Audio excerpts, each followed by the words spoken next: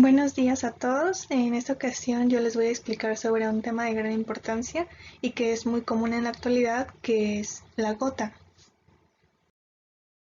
Esta enfermedad pues va a radicar principalmente en lo que es el ácido úrico, que como sabemos pues es uno de los principales productos del catabolismo de las purinas endógenas o exógenas que proceden de nuestra dieta. Sin embargo, unas características muy importantes es que este va a ser un ácido débil y se va a encontrar en forma de urato monosódico de acuerdo al pH y temperatura normal de lo que son los líquidos corporales. Sin embargo, pues esta concentración puede variar en función del sexo, la edad, y incluso, por ejemplo, en el caso de una persona adulta, estas concentraciones también varían en función de lo que es la altura, el peso corporal, la función renal y el consumo de alcohol. De hecho, pues esto es lo que nos va a determinar una concentración en una persona, ya sea normal o anormal. Y de hecho también un punto muy importante a recalcar, que es que una de las enzimas que participan en este catabolismo es la que conocemos como santina oxidasa, que es una de las enzimas que va a estar encargada de transformar lo que es la santina en ácido úrico, y esta pues va a tener un papel importante en lo que es la fisiopatología de esta enfermedad. Ahora bien, podemos definir a lo que es la hiperuricemia como la concentración sérica de ácido úrico que es mayor a 6.8 miligramos sobre decilitro, ya que a esta concentración se disminuye la solubilidad de ácido úrico en los fluidos orgánicos, por lo que pueden formarse depósitos en el líquido sinovial y tejidos, aunque pues esto no va a suceder en todos los individuos. Y este concepto anterior es muy importante que lo distingamos de lo que es la gota en sí, ya que la gota es una enfermedad metabólica que va a estar caracterizada por artritis monoarticular, aunque también puede presentarse poliarticular, en donde van a existir depósitos de cristales de urato monosódico en diferentes tejidos, principalmente la sinovia, bursas, tendones y los riñones. Y este pues va a ser el resultado del aumento sostenido de ácido úrico en plasma. De hecho, pues estos depósitos nosotros los podemos observar en forma de topos a la exploración física o incluso radiológica. La edad afecta entre lo que es el 1 al 2% de los adultos, y de hecho es la artropatía inflamatoria más común en los hombres. Su prevalencia va a incrementar de acuerdo a la edad. Por arriba del 7% incrementa en hombres que son mayores a 65 años y un 3% en mujeres que son mayores a 85 años. De hecho, la prevalencia de la gota es de aproximadamente 8.4 por cada 1000 personas de todas las edades. En el caso de México, se puede estimar una incidencia de aproximadamente 867.412, que son estas personas las que lo padecen en nuestro país. Ahora, pues veamos algunas generalidades sobre esta enfermedad. Comenzando por lo que es la etiología, se menciona que aproximadamente o en un 40% de los casos o de las personas que padecen gotas se ve influido por un factor genético. De hecho, pues se han identificado polimorfismos en varios genes que codifican principalmente para los transportadores de urato en los túbulos proximales del riñón, que son pues determinantes para las concentraciones séricas de urato, y de ahí que tienen un gran riesgo de desarrollar gota. También se han relacionado con varias variaciones hereditarias en lo que es el control renal del urato, y de hecho los principales genes que se han encontrado pues son principalmente para transportadores como el SL2A9, GLUT9 y ABCG2, que son determinantes importantes para estas concentraciones de urato. Y también se han encontrado algunos polimorfismos en lo que es URAT1, que el cual pues es un transportador clave del urato que va a estar implicado en lo que es la reabsorción renal tubular proximal de urato. Y también en el resto de los casos se va a asociar a factores ambientales, ya que, como sabemos, pues ciertos alimentos van a promover la hiperuricemia y la gota, incluidos el alcohol, ya que esta es una sustancia particularmente eficaz que va a aumentar lo que es las concentraciones séricas de urato, porque va a actuar a través de múltiples mecanismos, y entre ellos pues destaca la necesidad de degradar el ATP durante el metabolismo de este etanol, y es por eso que se aumenta el recambio de purinas y la generación de urato. También en el caso de los mariscos, las carnes rojas, incluso los edulcorantes también que contienen fructosa también contribuyen al desarrollo de esta gota o hiperuricemia, ya que el primer paso en el metabolismo de estos pues es la fosforilación de ATP, y esto pues va a desencadenar un aumento en el catabolismo de las purinas y de la síntesis de purinas nuevas. Se han identificado varios factores de riesgo que se van a relacionar con la hiperuricemia y van a contribuir a lo que es el depósito de cristales y el desarrollo de gota. Entre ellos podemos destacar el incremento de la edad, la dieta del paciente, como ya lo habíamos mencionado, ciertos alimentos que van a inducir el desarrollo de hiperuricemia y de gota, también el alcohol, incluso el uso de ciertos fármacos por parte del paciente, como por ejemplo el uso de diuréticos tiacídicos, dosis bajas de aspirina, ciclosporina, ácido nicotínico, levodopa, etambutol y muchos otros fármacos que se van a caracterizar porque van a inducir hiperuricemia. Y también el incremento en la prevalencia de condiciones comórbidas como la hipertensión arterial, diabetes mellitus, enfermedades cardiovasculares, síndrome metabólico e incluso obesidad. Con base a lo anterior, pues podemos clasificar esta enfermedad dependiendo de la causa que lo provoca. Tenemos primero a la gota primaria, que estos casos son como innatos porque no son secundarios a ningún trastorno adquirido ni son el resultado de una manifestación pues que sea como de un error innato que nos lleva a esta enfermedad. De hecho, pues en la mayoría de los casos, aunque no en todos, pues tienen una base genética. Y esta misma la podemos subdividir en dos, en lo que son los defectos moleculares indefinidos o asociados a defectos enzimáticos específicos. Independientemente de esta clasificación, a lo que nos va a llevar va a ser a lo que es una excreción insuficiente de lo que es el ácido úrico o al contrario que sería una producción excesiva de este mismo. Ahora bien, en el caso de la secundaria, pues estos casos aparecen en lo que es el curso de otra enfermedad o como consecuencia del consumo de fármacos. De hecho, en esta podemos hacer dos subdivisiones, como en la anterior, la cual va a ser que una va a estar asociada a lo que es la biosíntesis de purinas de nuevo aumentada y otra pues va a estar asociada a una mayor degradación de ATP. Y finalmente la idiopática, ya que pues en estos casos pues no podemos clasificarla ni en primaria ni en secundaria y de hecho pues generalmente su etiología es desconocida.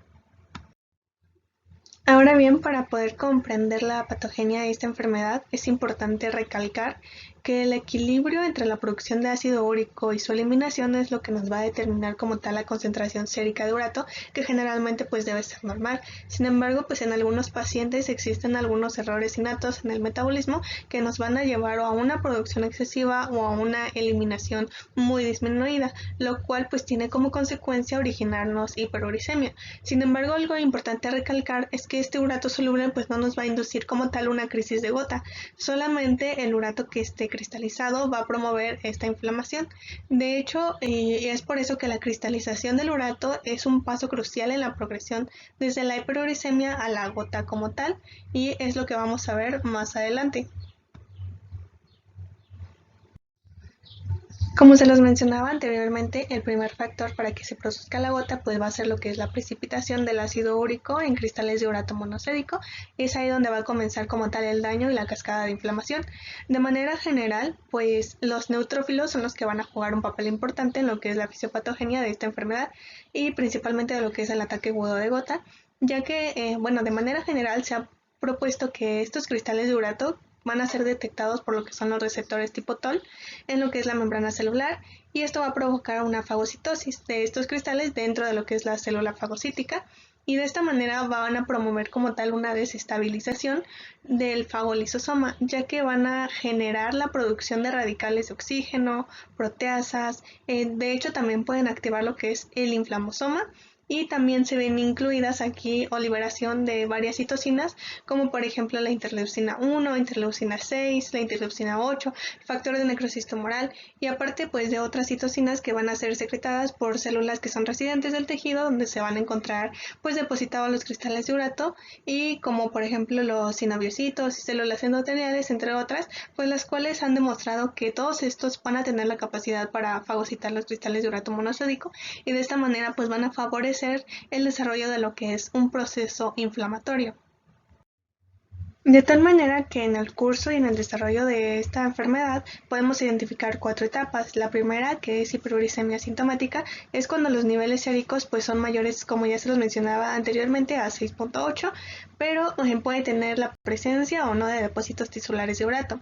Después tenemos la etapa del ataque agudo de gota, que esta se va a manifestar principalmente con lo que es inflamación articular, con enrojecimiento y aumento de la temperatura del sitio afectado, aparte de que se va a caracterizar por tener un dolor severo. Después de esto surge la etapa 3, que es un periodo intercrítico que se va a caracterizar porque se van a presentar entre un ataque y otro, en donde los cristales pueden estar presentes en niveles bajos en el líquido sinovial. Y finalmente la etapa 4, que es la fase crónica o gotatofasia, que es cuando los depósitos van a estar continuos en lo que es las articulaciones, por lo que van a desarrollar rigidez crónica e inflamación. Pero ahora, ¿cómo es el curso de esta enfermedad en cada una de estas etapas? Bueno, vamos a comenzar a explicar sobre la crisis aguda, ya que, bueno, en la imagen podemos observar algunas de las primeras fases de desactivación que va a ser inducida por los cristales de urato, ya que la presencia de estos cristales debido a la precipitación espontánea o a la liberación a partir de las reservas ya establecidas, pues va a dar lugar a lo que es la activación del complemento y a la activación de las células residentes de la membrana sinovial, como por ejemplo los macrófagos, fibroblastos y mastocitos. De hecho, pues estas células activadas son las que van a producir interleucina 1 y otras citocinas, así como también otros mediadores que van a su vez van a activar a los neutrófilos que vienen del torrente sanguíneo y a las células endoteliales. Y esta respuesta es lo que va a permitir a los neutrófilos adherirse al endotelio y atravesarlo, lo que va a inducir pues la llegada de neutrófilos y una mayor propagación de la inflamación a medida que los neutrófilos pues son activados directamente por cristales de urato.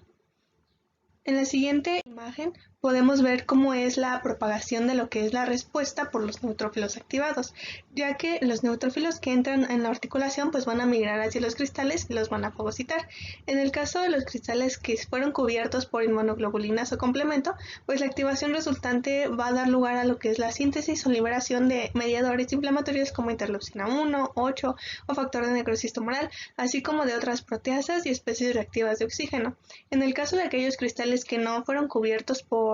inmunoglobulina o complemento, el cristal va a interactuar con frecuencia con lo que es la membrana del fagolisosoma, en el cual va a lisar, y esto va a provocar que se libere contenido tóxico y así se provoque la lisis celular. Independientemente pues del caso en el que sea, pues el resultado va a ser como tal el daño tisular local y el reclutamiento de más neutrófilos desde el torrente sanguíneo en un ciclo inflamatorio explosivo, por decirlo así. De manera que, de manera patológica, podemos observar que estas lesiones pueden presentar un denso infiltrado a lo que son los neutrófilos en la sinovial y en el líquido sinovial. También pues vamos a encontrar cristales delgados y en la sinovial pues podemos encontrar la edematosa y congestiva y dentro de los neutrófilos puede haber inflamación crónica dispersa. De hecho, pues una de las características importantes de esta etapa es que es como tal autolimitada. De hecho, esta se puede resolver debido a que después de cierto tiempo, estas mismas células inflamatorias que produjeron factores proinflamatorios, pues van a regular el proceso produciendo ahora factores antiinflamatorios. Y de hecho, pues se han planteado múltiples efectos para explicar o mecanismos que pueden explicar este fenómeno. Ahora bien, si es que no se ha tratado estas etapas anteriores a la gota, pues podemos llegar o progresar a lo que es una gota crónica, que se va a estar caracterizada por una inflamación crónica o el establecimiento de depósitos macroscópicos de urato que son conocidos como tofos. De hecho, estos tofos van a ser de gran importancia en esta etapa, ya que a pesar de que son estructuras principalmente compuestos por cristales, van a ser estructuras complejas en las que el urato en primera instancia pues va a estar alojado en una matriz de lípidos, proteínas y mocopolisacáridos, y segundo pues va a inducir un estado inflamatorio que va a ser muy persistente. De hecho, aquí podemos identificar pues todas las zonas que van a caracterizar a estos tofos. Y de hecho, pues estos tofos son importantes no solamente por su participación como reservorios de urato cristalino, sino también por su capacidad de dañar los tejidos en los que residen, como el hueso, el cartílago, los tendones y otras estructuras de tejidos blandos. De tal manera que de manera patológica podemos observar en esta etapa que los uratos pues pueden revestir lo que son las superficies articulares y formar depósitos visibles en la sinovial, y esta sinovial a su vez se va a volver hiperplástica y fibrosa con aumento de lo que son los infiltrados inflamatorios. El paño sinovial se puede extender desde el cartílago al hueso yuxtaarticular y puede producir erosiones y fibrosis para culminar en lo que es una anquilosis ósea. De hecho, los tofos pues, son las lesiones patognomónicas de esta etapa y suelen afectar a lo que son las orejas, el olecranon y las bolsas rotulianas, y también a los ligamentos periarticulares y al tejido conjuntivo. De tal manera que toda esta fisiopatología pues nos puede o nos explica cómo es que nosotros podemos ver la clínica, incluso algunos estudios, por lo que, bueno, comenzando con lo que es una reacción inflamatoria aguda, sabemos que pues esta va a tener predilección por las articulaciones metatarsofalángicas y se van a manifestarlo con lo que es dolor agudo, generalmente pues va a ser monoarticular, va a tener una tumefacción local, piel roja y caliente. Sin embargo, en cartílagos, tejido celular subcutáneo, tendones y tejido periarticular, pues el depósito de estos cristales va a producir una reacción inflamatoria de tipo crónico, de tipo granuloma al cuerpo extraño, con la aparición de lo que son los tofos. Y de hecho, pues como podemos observar, pues esta inflamación es lo que va a soler erosionar lo que es el cartílago y el hueso subcondral en casos de artritis gotosa crónica, que puede evidenciarse con las imágenes radiográficas en lo que se conoce como en forma de sacabocado, en lo que es el perfil del hueso.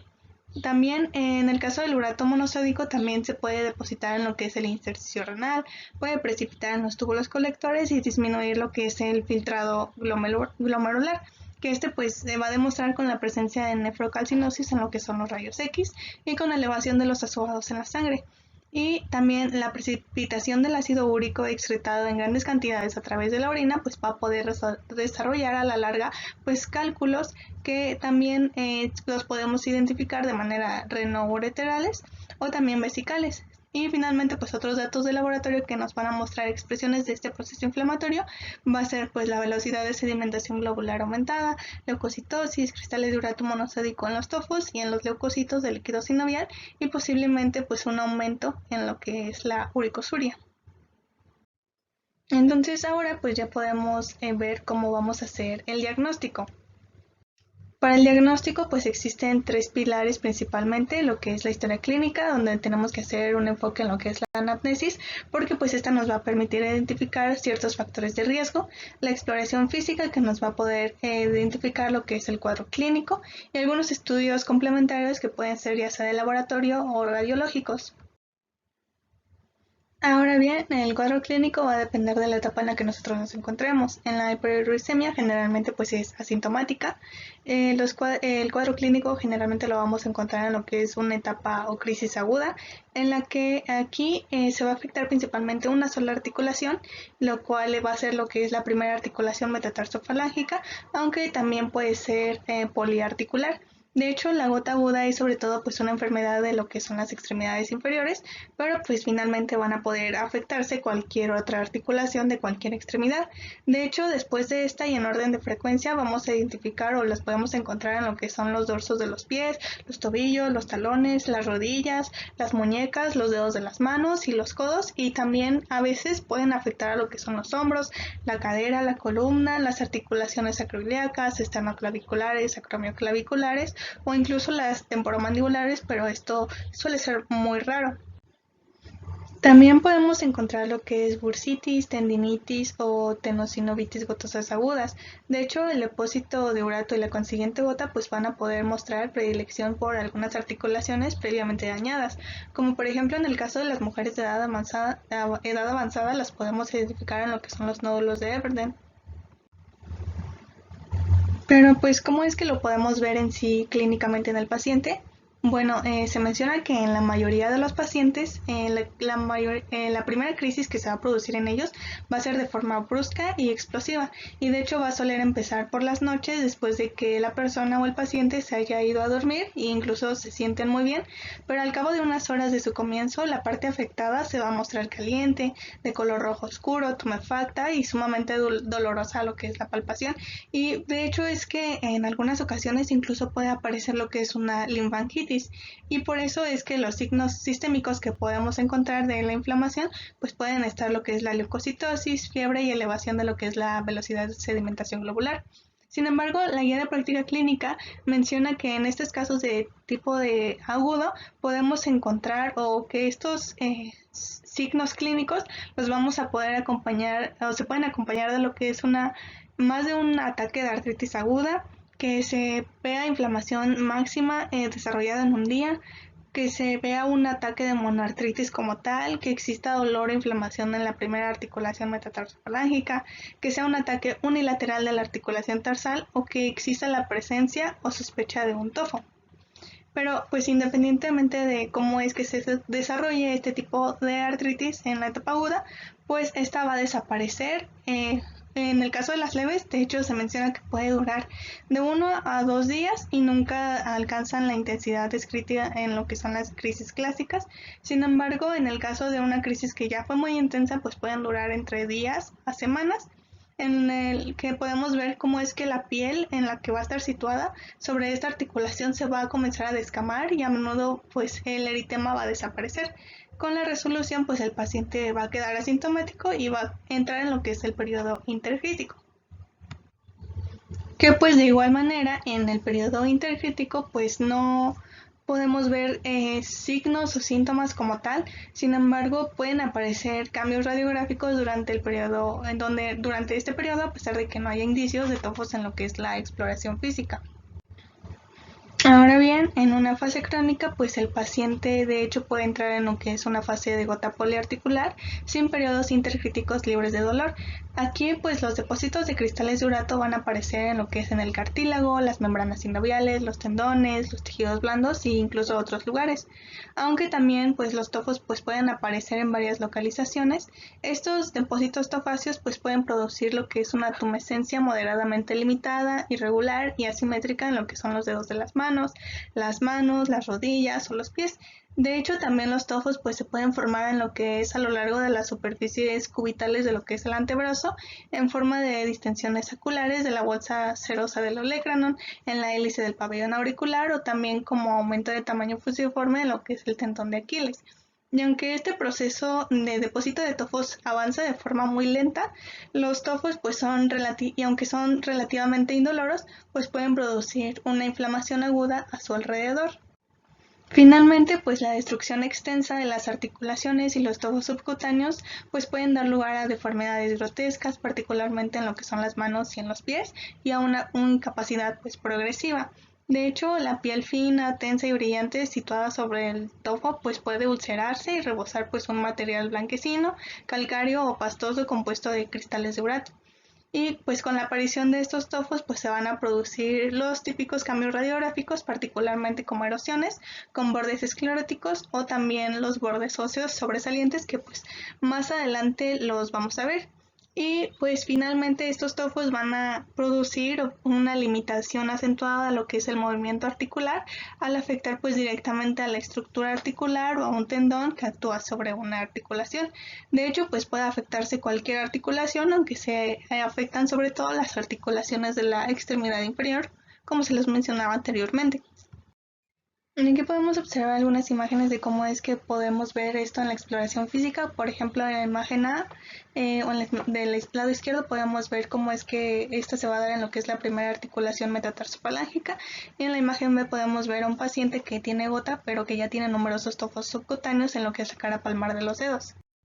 En la siguiente imagen, en la imagen de la rodilla, podemos ver que ya existe un depósito de ácido úrico en lo que es la bolsa prerotuliana de la rodilla derecha, y en el caso de las imágenes que son en las manos, en la imagen A podemos ver las caras dorsales de los dedos de la mano de un paciente que tiene gotatofasia, y en esta pues ya está afectada lo que es la tercera articulación interfalángica distal. Y en el caso de la imagen B podemos ver ahora la visión palmar, pero de la misma mano, que va a revelar como un tachonado de lo que son los depósitos de ácido úrico. En la siguiente imagen, en la imagen A, podemos ver una gota crónica tofácea del primer dedo del pie que va a afectar a lo que está afectando a las articulaciones metatarsofalángicas o interfalángicas. En la imagen B podemos ver una gota tofácea de lo que es el tercer dedo del pie. Y en las imágenes de abajo, la del lado izquierdo, podemos ver algunos depósitos de ácido úrico en lo que es la bolsa serosa del olecranon y en la superficie extensora del antebrazo de un paciente con gotatofasia. Y en la última imagen podemos ver un tofo fusiforme de lo que es el tendón de Aquiles, que está justo por encima de lo que es la inserción del calcáneo.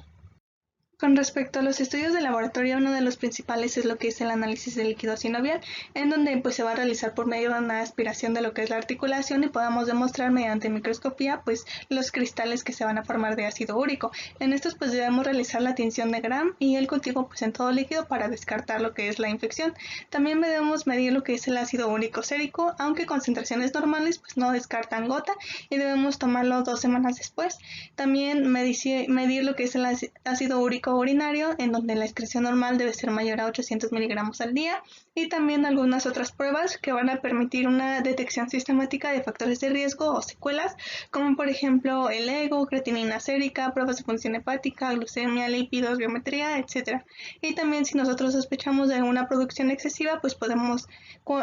mandar o cuantificar lo que es la hipoxantina guanina fosforribosil transferasa.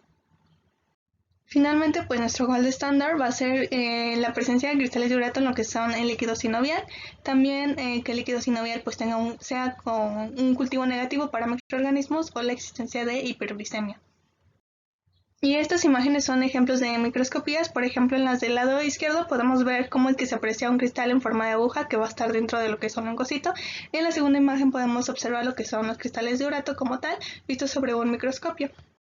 El diagnóstico de gota también se puede hacer mediante estudios radiográficos, principalmente radiografías de las articulaciones, donde podemos observar de forma tardía pues edema periarticular en el sitio afectado, un quiste subcortical y erosiones en lo que es en borde colgante en etapas avanzadas de la enfermedad, o incluso calcificaciones de tejidos blandos en los sitios que corresponden a los tofos.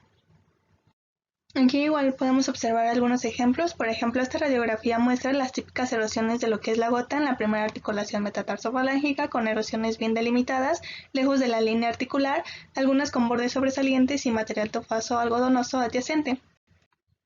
En la siguiente imagen podemos ver radiografías de lo que es el daño articular debido a la gota. En la imagen A podemos observar algunas erosiones en la tercera articulación interfalángica proximal y también en la cuarta interfalángica distal de la mano. En la imagen B podemos ver ya una lesión muy delimitada en lo que es en forma de sacabocados, que se lo mencionaba anteriormente. En la imagen C también podemos ver una enfermedad más avanzada en lo que es la primera articulación metatarsofalangica con material tofacio periarticular. En la imagen D podemos observar ya la erosión de esta quinta articulación metatarsofalangica, y en la imagen E y E ya nos muestra una destrucción acentuada con desalineación. De hecho, también se han establecido diversos criterios diagnósticos gracias al Colegio Americano de Reumatología, quien nos dicta 3 pilares importantes para el diagnóstico de artritis gotosa, que puede ser ya sea la presencia de cristales de urato en líquido articular. Segundo, la evidencia de tofo que contiene cristales de urato mediante análisis químico o microscopía. Y el último sería que presente 6 o más de 12 características clínicas del laboratorio radiológico, que pues se las dejo aquí para que ustedes las puedan observar con más detalle, pero son todas las que ya mencionamos anteriormente. Finalmente, pues debemos diferenciar esta enfermedad de otras que son muy similares, como por ejemplo artritis reumatoide, en la que pues esta principalmente va a ser simétrica y poliarticular, y los nódulos pues van a ser firmes y no van a estar como tal en áreas extensoras. En el caso de la artritis séptica, pues la principal diferencia es que su presentación va a ser monoarticular y también el cultivo pues va a ser positivo frente a microorganismos. Y finalmente, pues en la enfermedad de depósitos de cristales de pirofosfato de calcio, también conocida como pseudogota, pues en esta, aunque es muy parecida a la clínica a esta enfermedad, también el diagnóstico pues lo vamos a ver diferenciado con una evaluación de lo que es el líquido sinovial, en lo que en este caso pues vamos a encontrar cristales pero de calcio. Y ahora ya comenzando con el tratamiento, pues debemos entender que los objetivos terapéuticos va a ser principalmente terminar la crisis aguda lo antes posible, evitar las recidivas de la crisis principalmente aguda, evitar o revertir lo que son las complicaciones de la enfermedad y evitar o revertir los trastornos asociados a esta gota. El tratamiento se puede dividir en dos, no farmacológico y farmacológico. Con respecto al primero, aquí podemos incluir cambios en lo que es el estilo de vida del paciente, como por ejemplo evitar o disminuir la ingesta de alcohol,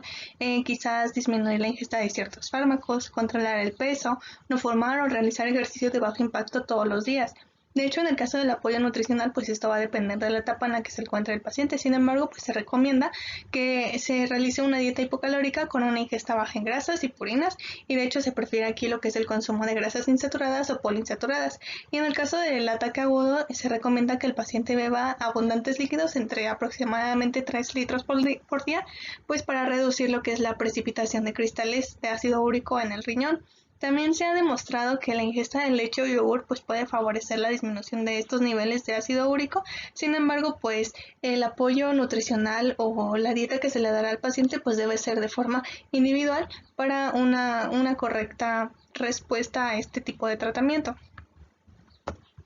En el caso del tratamiento farmacológico, pues va a depender de la etapa en la que el paciente se encuentre. Sin embargo, aquí les dejo un esquema que nos muestra las diferentes opciones terapéuticas que podemos utilizar en esta patología, pero que, bueno, más adelante se las voy a detallar más. En el caso de la fase aguda, aquí se va a recomendar lo que es un tratamiento con analgésicos y antiinflamatorios durante 1 a 2 semanas principalmente. En este caso, pues podemos incluir a lo que son los AINES principalmente, como por ejemplo la indometacina, diclofenaco, tenoxicam, naproxeno, etcétera. También podemos hacer uso de lo que son los inhibidores de la ciclooxigenasa 2. Algunos también suelen optar o optan por el uso de lo que es colchicina. Y también en el caso de algunos pacientes pues, que no responden a lo que es el dolor, también se pueden considerar el uso de analgésicos opioides o incluso el uso de glucocorticoides en pacientes que pues no toleren los AINES, y para esto principalmente se indica lo que es prednisona o metilprednisolona. Y bueno, aquí les anexo algunas dosis de los principales AINES que se utilizan, pero recordando que estos pueden darse por vía oral o parenteral y estos deben de ser de acción rápida, y además se deben utilizar a dosis altas en los primeros 3 a 4 días, teniendo un mantenimiento en dosis estándar entre 7 a 10 días. En el caso de la colchicina, pues esta se debe administrar preferentemente dentro de las 24 horas de inicio del cuadro agudo, pero también aquí debemos de adicionar lo que son los AINES. Y aquí pues les dejo la dosis, sin embargo pues considerar que esta dosis pues se debe ajustar dependiendo de cada paciente. Y pues cuando no se toleren los AINES, como se les mencionaba anteriormente, pues pueden utilizarse algunos corticosteroides. Sin embargo, pues esta dosis va a ser determinada específicamente de acuerdo a cada paciente, y recordando que la suspensión de estos medicamentos pues debe hacerse de manera gradual. Pero bueno, entonces, ¿cómo vamos a saber qué medicamento le vamos a dar a nuestro paciente? Aquí se recomienda principalmente evaluar lo que es la intensidad del dolor. Si el paciente presenta un dolor intenso, pues se opta en primera instancia por un tratamiento combinado inicial. Sin embargo, si el paciente refiere a un dolor leve a moderado, entonces podemos hacer uso de monoterapia con uno de los medicamentos mencionados anteriormente, y de hecho podemos complementar con hielo tópico si es que es necesario. Sin embargo, si con este tratamiento se ve una respuesta inadecuada por parte de nuestro paciente, pues debemos de cambiar a otra monoterapia o elegir otra vez en lo que es el tratamiento combinado. En el caso de la fase intercrítica y crónica, aquí ya podemos hacer uso de un tratamiento hipouricemiante. Este va a estar indicado principalmente en aquellos pacientes que tengan un ataque agudo recurrente, que tengan artropatía, tofos, cambios radiográficos de gota, enfermedad renal, litiasis renal, y aquí pues podemos identificar varios agentes, principalmente lo que son los inhibidores de la ciantina oxidasa, como por ejemplo el aroporinol, o algunos úricos que más adelante les voy a mostrar cuáles son. En el caso del allopurinol es importante recordar que este jamás lo debemos administrar en un ataque agudo. Sin embargo, en pacientes que ya hagan uso de este medicamento no debemos suspenderlo. La dosis va a oscilar aproximadamente entre 50 a 100 miligramos al día, y de hecho debemos incrementar esta dosis con una dosis máxima de 900 miligramos al día. Y bueno, otra de las opciones del tratamiento de porosimenta es el uso de los fármacos úricos, principalmente lo que es el Probenecid, el cual se va a administrar en dosis de 500 miligramos 2 veces al día con una dosis máxima de 3 gramos al día. Ahora bien, dentro de las principales complicaciones podemos encontrar que el paciente pues puede desarrollar cálculos renales como acumulación de los cristales de urato en lo que son las vías urinarias, y de esta manera pues se formen lo que son los cálculos, y como consecuencia de esos pues el desarrollo de una enfermedad renal o incluso insuficiencia, ya que pues estos mismos cálculos pues pueden causar lesiones y cicatrices en lo que son los riñones. También se puede presentar una deformidad y lesión articular, ya que la inflamación crónica y los tofos pues pueden dar lugar a la deformidad, la rigidez e incluso pues lesiones articulares permanentes. De hecho, se menciona que en los peores casos de gota pues es posible que se necesite una cirugía para reparar estas lesiones articulares o sustituir alguna articulación. Y finalmente también pueden presentarse problemas psicológicos y emocionales, esto como consecuencia de que el paciente pues se ve limitado a realizar pues sus tareas habituales, o incluso pues que el paciente tenga una vida con dolor. En general, pues esta enfermedad tiene un pronóstico bueno, ya que si se hace uso de un tratamiento adecuado, pues se va a conseguir la desaparición de los ataques agudos, va a prevenir la aparición de artropatía crónica y también va a reducir la afección en pacientes con gotatofasia. Sin embargo, en aquellos pacientes a los que no se sometieron a ningún tratamiento hiporosemiante, un tercio de estos aproximadamente pues va a desarrollar lo que es gotatofasia crónica y artropatía. Y también es importante recordar que el pronóstico de esta enfermedad pues va a ser de acuerdo o también influyen las comorbilidades que el paciente presente. Y bueno, prácticamente esto sería todo con respecto a esta patología. Si tienen alguna duda o algún comentario, igual lo pueden dejar y les agradezco por su atención.